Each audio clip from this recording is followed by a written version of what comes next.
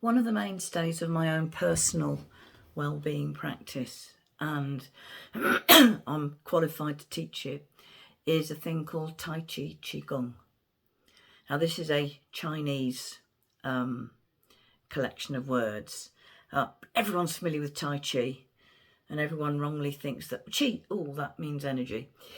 In fact, what we call Tai Chi was originally called Taiji Chuan, and it actually means empty or ultimate fist.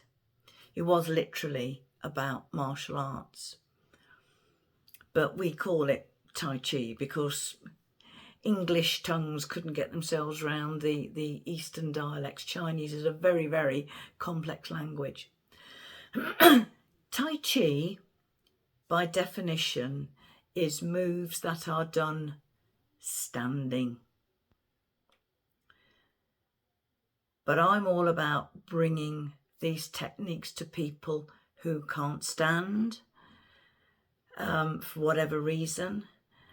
And the moves can be adapted so that they can be done by somebody when they're seated, when they're technically called Qigong. Now, in this case, the Qi does mean energy, and Gong is the Chinese word for work. It's energy work.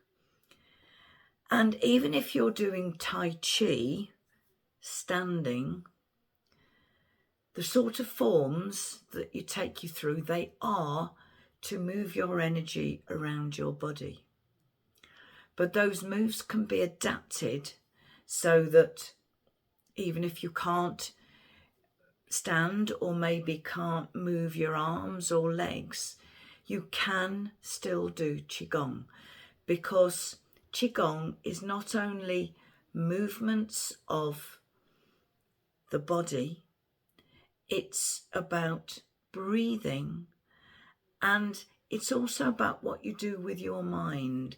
There's some of the moves that I do in my regular Qigong set, which is Shibashi, which is simply the Chinese word for 18. Some of the moves in the regular move set, you can be invited to, sort of use your eyes to follow what's going on with your body, because what you look at and what you think about and your breath can all help move your energy around your body. So even if, as some of my wonderful friends, some of my wonderful cerebral palsy friends, if you cannot stand, move your arms in under your control, move your head under your control. There's one thing that every single person who comes into my disability classes can do, and that is they can breathe and they can use their minds.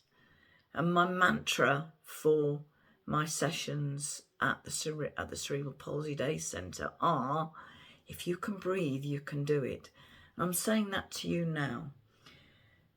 Yes, you can do amazing things with your body if you really practice the moves. It shouldn't be about doing the moves.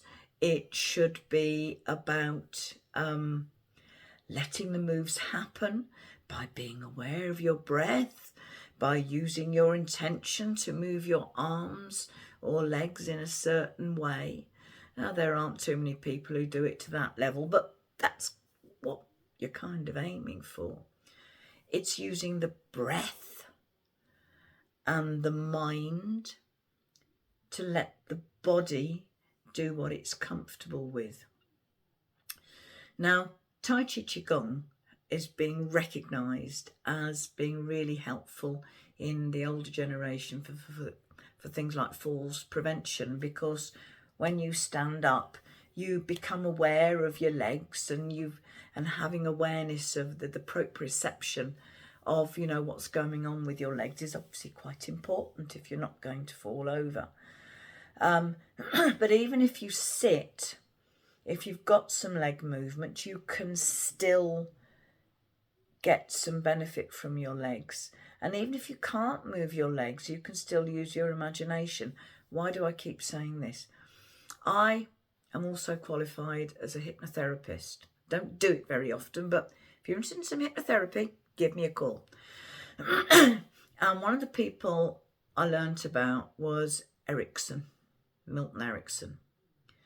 When he was a child, he was paralysed and was told he would never move again. He refused to accept that. So he literally worked on one finger and imagined it moving and imagined he was moving it, and eventually he could move it. So I know that your imagination is very powerful. All our imaginations are very powerful. Stress and depression are caused because our imaginations are thinking about the wrong thing. If you have trouble sticking to a healthy diet, it's because when you look at, something that you think you shouldn't have, you are imagining how good it will taste. And without wishing to offend anybody, there is a worldwide business that relies on the fact that what you imagine can affect your body. And it's called the porn industry. I'm not saying I approve or disapprove, but that's a fact. So don't underestimate the power of your mind. Your imagination is incredibly powerful. And when you're doing Tai Chi Qigong, especially when you're doing it with me, I encourage you to use your imagination in ways that can help you be kind to your mind and be kind to your body, which again is a phrase I often use. Okay, this video is really a follow-up to the shorts I've just done, which are about Tai Chi essentials. I'm hoping to do more longer videos like this. Most of the videos I put up now are uploaded from Facebook.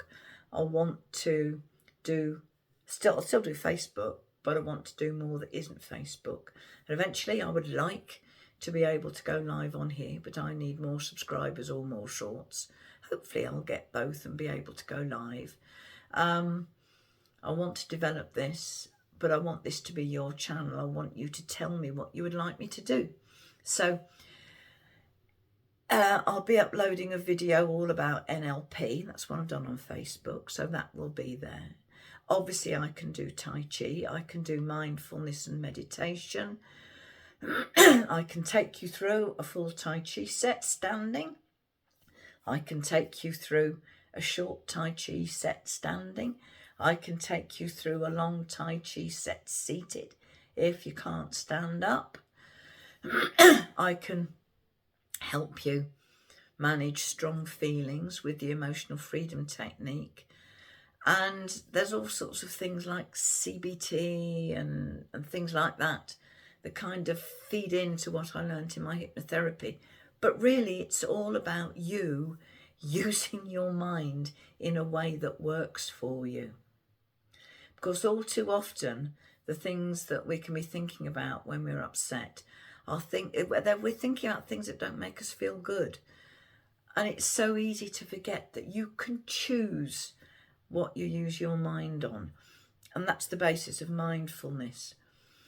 Now, why do I also do Tai Chi? Because there are some people who, when you mention meditation and mindfulness, will say, oh, I can't sit down for that long. My answer is Tai Chi, because it is a kind of moving meditation that lasts for 10, 15, can last for 20 minutes, can last for however long you want it to, depending on how many repetitions of each move that you do. Tai Chi is something that you can use in your way. And in these videos, I hope my aim is to give you enough knowledge that you can get the best benefits from it while fitting Tai Chi into your physical and time constraints, because that is the whole raison d'etre of accessible well-being for all. You don't have to be able to stand. You don't have to have lots of time. You don't have to have lots of money. Because I want to help as many people as I can. And I'm using techniques that have helped me and still help me. So let me know what else you might like to see in these videos. And I will look forward to maybe talking with some of you over the weeks to come. Namaste.